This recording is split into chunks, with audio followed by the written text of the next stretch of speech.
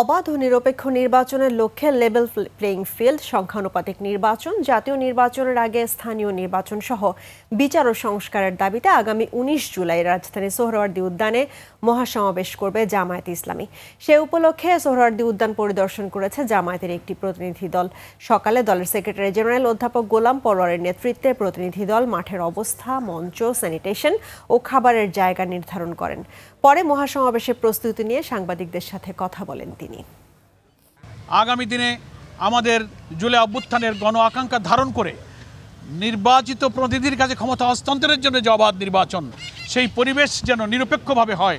সরকার, নির্বাচন কমিশন, সমস্ত প্রশাসন যেন নিরপেক্ষভাবে মানুষের সকল সংশয়কে দূর করে নির্বাচন সুষ্ঠুভাবে পরিচালনার জন্য একটা লেভেল প্লেইং ফিল্ড, কোনো দিকে না ঝুঁকে সবার ক্ষেত্রে সমতার ভিত্তিতে যে গণদাবি উঠেছে, এটা যেন নিশ্চিত করতে পারেন। এই লক্ষ্যে এই জনসভা সফল করার জন্য দেশবাসীর কাছে আমরা আহ্বান জানাচ্ছি।